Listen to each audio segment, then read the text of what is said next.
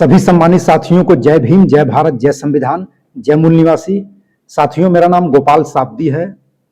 जैसा कि आप लोग मुझे जानते हैं, मूल निवासी बहुजन समाज में जितने भी महापुरुष पैदा हुए हैं, उन सभी लोगों को नमन करते हुए साथियों मैं अपनी बातें आप लोगों के बीच में रखना चाहूँगा। आज का जो विषय है, उस विषय को साथियों मैं आप लोगों को बताना चाहूँगा। आज का विषय है कि भारत की अर्थव्यवस्था में मूल निवासी Bahujan Samaj, SC, ST, OBC minority का वास्तविक, पर्याप्त एवं मजबूत प्रतिनिधित्व न होने से मूल निवासी बहुजन समाज में दिन प्रतिदिन गरीबी, भुखमरी और बेरोजगारी बढ़ती जा रही है।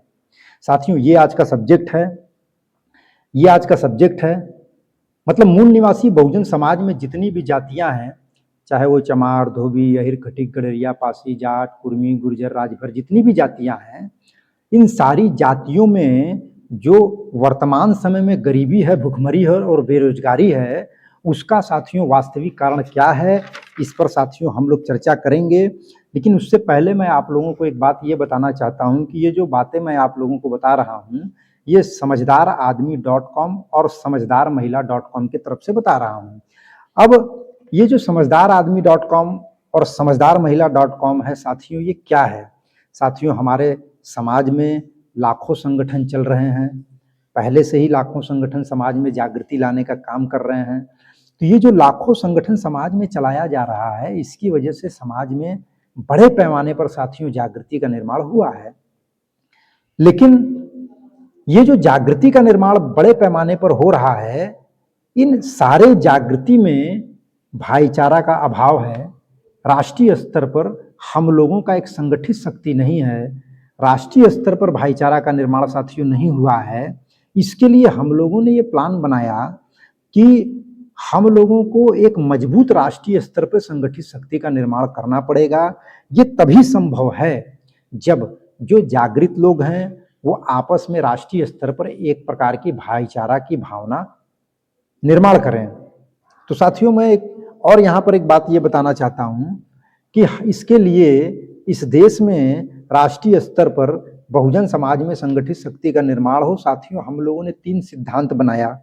3 सिद्धांत में पहला सिद्धांत साथियों हम लोगों ने ये बनाया कि अगर हम लोगों को इस देश में राष्ट्रीय स्तर पर संगठित शक्ति का निर्माण करना है तो हम लोगों सबसे पहले इसके लिए हम लोग कोई संगठन नहीं बनाएंगे, क्योंकि ऑलरेडी इतने सारे लाखों संगठन साथियों चल रहे हैं। अलग से अब कोई संगठन बनाना मुझे नहीं लग रहा है कि ये कोई बहुत बुद्धिमानी और बहादुरी वाला काम है। तो इसलिए साथियों हम लोगों ने ये प्लान बनाया कि हम लोग राष्ट्रीय स्तर पर संगठित शक्ति का निर्माण करने के लिए सबसे पहले हम लोग कोई संगठन नहीं बनाएंगे। इसका कोई राष्ट्रीय अध्यक्ष नहीं है।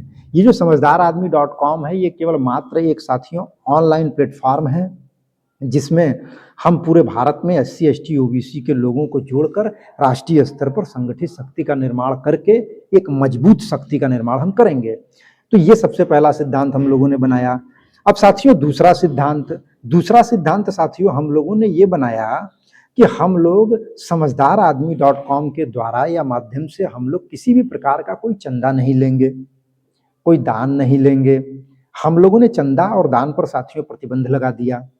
और तीसरा जो सिद्धांत ये है कि साथियों भारत में मूल निवासी बहुजन समाज के जितने भी लोग रहते हैं, जहां जहां भी लोग रहते हैं, उन सारे लोगों को इस प्लेटफॉर्म समझदारआदमी.com, समझदारमहिला.com में जुड़ना चाहिए। क्यों जुड़ना चाहिए?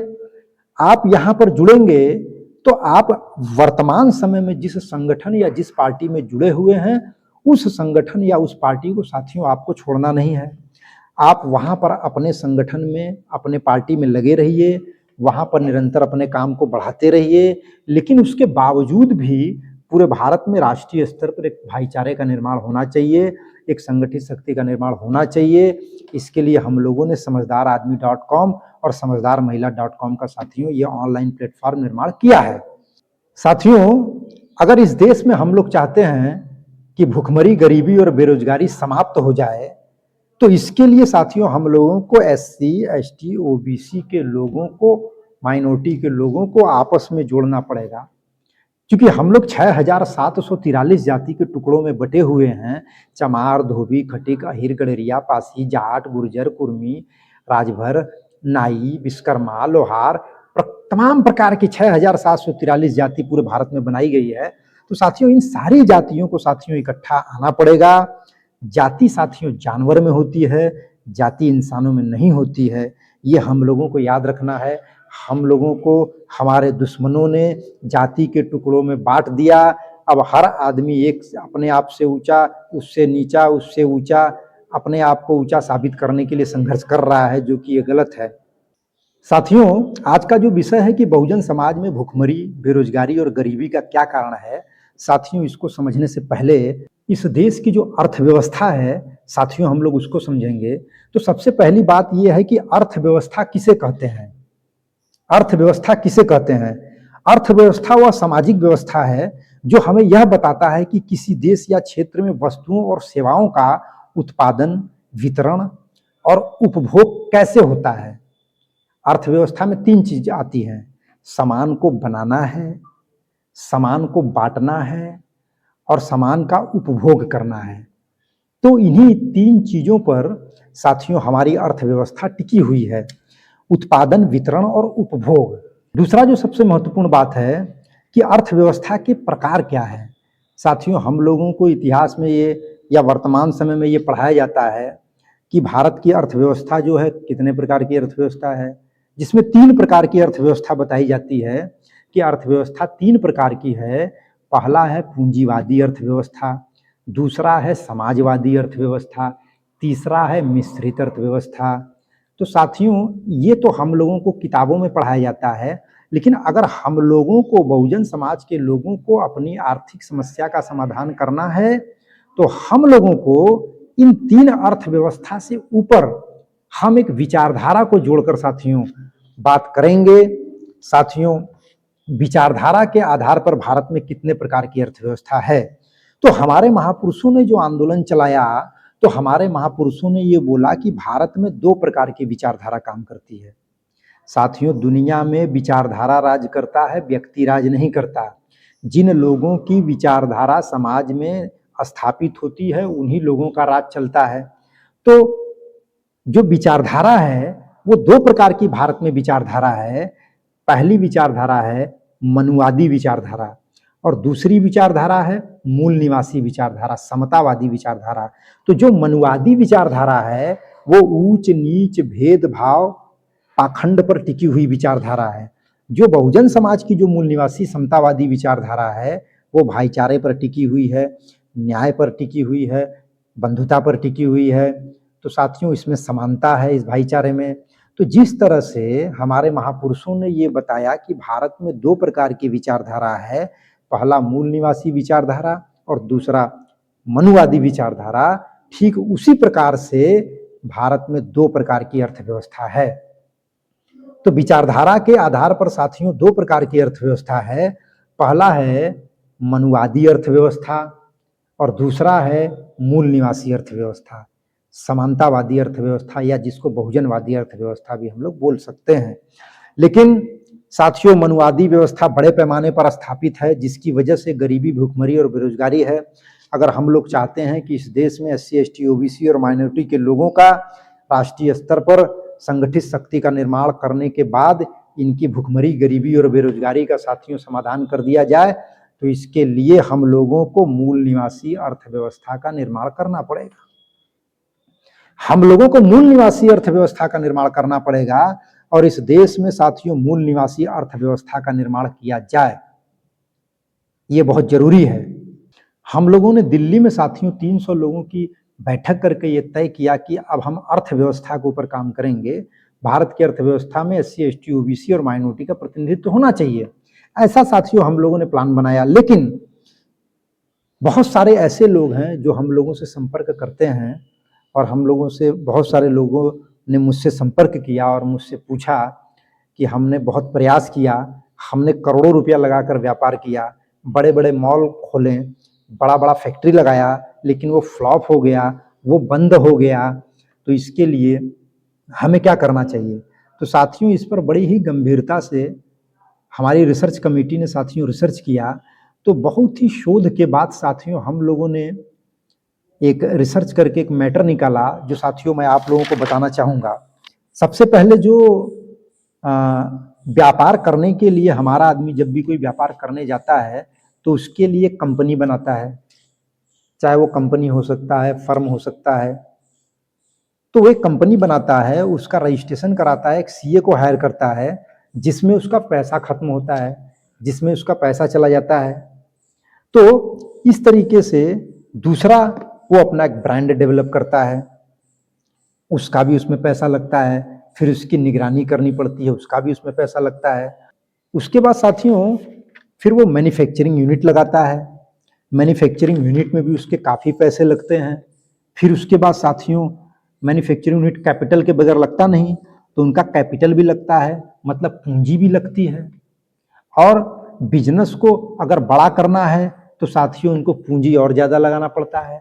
अगर आपको 1 लाख का प्रॉफिट निकालना है तो आपको 1 करोड़ पूंजी लगानी पड़ेगी। अगर आपको 1 करोड़ का प्रॉफिट निकालना है तो आपको 10 करोड़ की पूंजी लगानी पड़ेगी। तो साथियों व्यापार चलाने के लिए पूंजी की भी जरूरत पड़ती है, पैसे की भी जरूरत पड़ती है। तो हमारा आदमी पैसा भी लगाता है। अगर 1 लाख का प्रॉफिट करना है तो 1 करोड़ रुपया लगाता है, 1 लाख प्रॉफिट करना है तो 10 करोड़ रुपया लगाता है। इस तरीके से बड़े पैमाने पर साथियों वो कर्ज भी लेने लगता है अपना व्यापार बढ़ाने के लिए, क्योंकि वो ऐसे जाल में फंस जाता है कि बिना कर्ज के साथियों उसका बिजनेस नहीं चलता है। और दूसरी जो सबसे गंभीर बात मैं आप लोगों को बता दूं कि मैन्युफैक्चरिंग यूनिट जब हम लोग लगाते हैं तो हम लोगों को स्टाफ की भी ज़रूरत पड़ती है, बहुत सारे वर्कर की ज़रूरत पड़ेगी, ऑफिस की ज़रूरत पड़ेगी। तो इस तरीके से हमारा पैसा खर्च होता है उसमें ज़्यादा से ज़्यादा। और सबसे जो मेन बात ये है कि साथियों इसका खर्चा जो है, आपको प्रॉफिट हो या ना हो, जब आप व्यापार कर रहे हैं तो आपको प्रॉफिट हो या ना हो, लेकिन कुछ खर्चे ऐसे हैं वो फिक्स रहते हैं। जैसे आप जो वर्कर रखेंगे उसका पैसा आपको देना पड़ेगा, आप जो सीए हायर करेंगे उसका पैसा आपको देना पड़ेगा। तो बहुत सारी चीज़ें ऐसी हैं, बिजली का बिल है उसका पैसा देना पड़ेगा। तो प्रॉफिट आवे या ना आवे वो पैसा आपको साथियों देना पड़ेगा। अब दूसरी जो सबसे गंभीर बात मैं आपको बता दूं, जब हमारा आदमी व्यापार करता है, मान लीजिए उसने मैन्युफैक्चरिंग यूनिट भी लगा लिया, उसने पैसा भी लगा लिया, उसने ऑफिस भी खोल लिया, उसने वर्कर भी रख लिया। अब उसके बाद आता है कंपटीशन का मामला। अब एक बहुत बड़ा रिस्क का मामला आता है कि जो सामान उसने बनाया है वो बेच पाएगा कि नहीं बेच पाएगा, ये सबसे रिस्क का मामला आता है। तो वो क्या करता है, जब मार्केट में जाता है तो ऑलरेडी बहुत बड़ी बड़ी कंपनियां ऐसी हैं जो समाज में पहले से ही इस्टेब्लिश हैं, जो स्थापित हैं, उनसे हमारा जो आदमी है वो टक्कर नहीं ले पाता है। हमारा जो SC ST OBC का आदमी टक्कर नहीं ले पाता है। वो अपने बिजनेस को बहुत बड़े पैमाने पर न पहुंचाने की वजह से वो साथियों सिमट जाता है, या तो वो छोड़ देता है या तो बंद कर देता है, और या तो कर्ज में आकर वो अपना गुडविल खराब कर लेता है। तो ये साथियों हम लोगों को ये बात समझना है कि हमारा आदमी करोड़ों रुपया लगाकर व्यापार करता है तो वो क्यों फेल होता है। साथियों अभी बहुत सारे लोगों को मैं जानता हूँ जिन लोगों ने करोड़ों करोड़ों रुपया व्यापार में लगाया है और उनका सारा पैसा साथियों डूब गया है, क्योंकि उनके पास अनुभव नहीं था। जब आप मार्केट में जाएंगे तो हमारा ऐसे ऐसे लोगों के साथ मुकाबला होगा जिनकी 8-8 10-10 पीढ़ियाँ जो है वो व्यापार में थी, और उनके जो लड़के के लड़के के लड़के के लड़के का जो लड़का है वो साथियों व्यापार को जो है वो संभाल रहा है। तो इस तरीके से साथियों हम लोगों को ये ध्यान देना साथियों बहुत ज़रूरी है। इसलिए साथियों हम लोगों का जो व्यापार है वो साथियों फेल हो जाता है। अब सबसे गंभीर बात यह है कि करोड़ रुपया लगाकर व्यापार चालू करना, या कर्ज लेकर 25 लाख रुपया सरकार से कर्ज लेकर, 10 लाख रुपया सरकार से कर्ज लेकर फिर व्यापार में लगाना, और वो एक दिन डूब जाता है। तो साथियों हम लोगों को बड़ी सावधानी से काम करना है, हमें अपने समाज को कर्ज में भी नहीं डालना है, क्योंकि हम लोगों ने ये रिसर्च किया कि हमारे समाज की आर्थिक स्थिति उतनी मजबूत नहीं है। वो जितना पूंजी रखा है उसी में ही खा रहा है। उसमें अगर वो ज़्यादा पैसा लगा के व्यापार करेगा तो वो डूब जाएगा, एक दिन कर्ज पे कर्ज आ जाएगा। हमारा आदमी जो है अपने बिजनेस को साथियों आगे बढ़ाने के लिए आजकल सोशल मीडिया का भी सहारा लेता है। जब उसकी बिक्री नहीं बढ़ती है तो वो सोचता है कि हम सोशल मीडिया का यूज करेंगे, सोशल मीडिया का प्रयोग करेंगे, गूगल ऐड से प्रचार करेंगे, मेटा ऐड से प्रचार करेंगे, फेसबुक पे प्रचार करेंगे, यूट्यूब पे प्रचार करेंगे। तो एक जगह हम बैठकर प्रचार करेंगे तो सारे कस्टमर को साथियों हम लोग कंट्रोल कर लेंगे। तो साथियों आजकल सोशल मीडिया पे हर व्यापारी लगा हुआ है, हर व्यापारी सोशल मीडिया पर लगा हुआ है। तो साथियों इसमें भी बहुत बड़े पैमाने पर रिस्क और कंपटीशन है। तो जो हमारा समाज इसलिए साथियों इन सब चीज़ों में फेल हो जाता है, तो इसलिए हम लोगों ने ये प्लान बनाया कि कोई न कोई ऐसा एक रास्ता निकालना पड़ेगा जिससे जिसमें 100% सफलता मिले। और मैं ये चाहता हूँ, हम लोग ये चाहते हैं कि हमारा समाज ऐसा व्यापार करे जिसमें उसको कोई पूंजी लगाने की ज़रूरत ना पड़े, कोई रिस्क ना हो, कंपटीशन ना हो, उसको स्टाफ रखने की ज़रूरत ना पड़े, उसको ऑफ़िस खोलने की ज़रूरत ना पड़े, उसको सीए हायर करने की ज़रूरत ना पड़े। तो इस प्रकार की साथियों हम लोग एक बिज़नेस अपने समाज के लिए हम चाहते हैं कि निर्माण होना चाहिए। तो साथियों मैं आप लोगों को बता दूं कि बिजनेस करने से पहले, कोई भी इम्प्लीमेंट करने से पहले साथियों एक्सपेरिमेंट करना बहुत ज़रूरी है। तो साथियों इसलिए सबसे पहले हम लोग एक्सपेरिमेंट करेंगे। तो हम लोग हमारे समाज की जो स्थिति है, अपने समाज की स्थिति और परिस्थिति को ध्यान में रखते हुए साथियों हम लोगों को बिजनेस का निर्माण करना है। अगर हम समाज में जाकर ये कहेंगे कि हम आपको 25 लाख रुपए का लोन दिलवा देंगे, 50 लाख रुपए का लोन दिलवा देंगे, आप व्यापार करो, एक तो उसके अंदर हुनर नहीं है, उसके अंदर स्किल नहीं है, आपने उसको 25-50 लाख रुपए कर्ज डाल दिया, वो सारा का सारा पैसा डूब जाएगा और वो कर्ज में आ जाएगा, टेंशन में आ जाएगा। और सरकार किसी न किसी तरीके से पैसे की रिकवरी करती है, कुर्की करती है, नीलामी करती है, या तो फिर क्रेडिट खराब हो जाएगा आपका, गुडविल खराब हो जाएगा आपका। तो इस तरीके से साथियों हम लोगों को ये ध्यान रखना है कि वर्तमान समय में हमारे समाज की जो स्थिति है उसके आधार पे हम लोगों को व्यापार का डेवलप करना है, व्यापार को विकसित करना है। तो इसलिए हम लोगों ने ये प्लान बनाया कि हम लोग जो व्यापार करेंगे या आने वाले समय में जो अपने समाज के लोगों को साथियों व्यापार में उतारेंगे तो वो 100% सफल होने चाहिए। और पहली बात उनका पूंजी नहीं लगना चाहिए, दूसरी बात उनको कोई ऑफिस नहीं खोलना है, तीसरी बात उनको कोई वर्कर नहीं रखना है। मतलब फ्री रूप से एक ऐसा बिजनेस निर्माण हो। साथियों अब एआई का ज़माना है, ऐसा संभव है। कुछ लोग सोचेंगे कि ऐसे कैसे हो जाएगा कि बिना पूंजी के व्यापार होगा, होगा। अब ऐसी-ऐसी साथियों टेक्नोलॉजी आ रही है कि आपको ₹1 भी लगाने की ज़रूरत नहीं है, आपको पूंजी लगाने की ज़रूरत नहीं है, लेकिन आप ₹1,00,000 महीने, ₹50,000 महीने, ₹10,000 महीने, यहाँ तक कि साथियों करोड़ों रुपए महीने भी आप कमा सकते हैं। तो इस प्रकार का कोई रिस्क ना हो। हमारा समाज पहले से ही एससी, एसटी, ओबीसी का समाज पहले से ही दुखी है, पहले से ही वो परेशान है और उस पर हम जाकर उनको कर्ज दिलाकर व्यापार कराकर उनको और समस्या में डाल दें, तो ये बात सही नहीं है। साथियों हमारे समाज का एससी, एसटी, ओबीसी के लोगों की आर्थिक समस्याओं का भी समाधान होना चाहिए और इसके करने के लिए साथियों समझदारआदमी.com का निर्माण किया गया है। इसलिए साथियों बहुत सारी ऐसी बातें हैं जो मैं आपको ऑनलाइन नहीं बता सकता हूँ। वो सारी बातें साथियों सीक्रेट है। वो जब फिजिकल मीटिंग होती है तो उस मीटिंग में 100, 50, 200 लोग इकट्ठा होते हैं। वहाँ पर साथियों हम लोग चर्चा करते हैं। उस बात को उस मीटिंग में जो हम लोग चर्चा करेंगे उसको साथियों हम लोग ऑनलाइन नहीं करते हैं, उसको हम लोग ऑनलाइन प्रेषित नहीं करते हैं, क्योंकि बहुत सारी बातें ऐसी हैं जो साथियों वो फिजिकल करना ही सही है, ऑनलाइन करना सही नहीं है। तो इसलिए आप लोगों से निवेदन है कि आप लोगों ने साथियों मेरी बात को ध्यान से सुना और मैं चाहता हूं कि आप लोग समझदारआदमी.com में खुद जुड़ें और ज़्यादा से ज़्यादा लोगों को साथियों इसमें जोड़ें। इसमें साथियों आपका कोई पैसा नहीं लगने वाला है। सबसे पहले हम लोगों को साथियों राष्ट्रीय स्तर पर संगठित शक्ति का निर्माण करना है, भाईचारा बनाना है। आप जिस भी सामाजिक संगठन में जुड़े हुए हैं, जुड़े रहिए, वो आपको छोड़ना नहीं है। ये मेरा आप लोगों से निवेदन है। वो आप कहीं भी काम कर रहे हैं साथियों करते रहें, लेकिन यहाँ पर जुड़कर एक राष्ट्रीय स्तर पर संगठित शक्ति का निर्माण करें ताकि साथियों हम लोग जो है अपनी-अपनी समस्याओं का साथियों अपने समाज की समस्याओं का समाधान कर सकें। और साथियों अंत में मैं यही कहूँगा कि ये जो वीडियो आप लोगों ने सुना है, इसको एक बार सुनने से साथियों ये समझ में नहीं आएगा, इसको बार-बार सुनना पड़ेगा।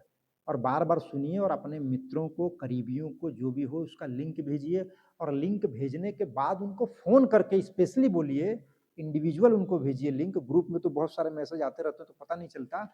इंडिविजुअल भेजिए, कम से कम 5 लोगों को, 10 लोगों को आप भेज सकते हैं, भेजिए और भेजने के बाद उनको फ़ोन करिए और फ़ोन करने के बाद उनको ये बताइए कि इस वीडियो को आप गंभीरता से सुनिए, सुनने के बाद इसमें जुड़िए और एक बड़े पैमाने पर साथियों हम लोग परिवर्तन करेंगे।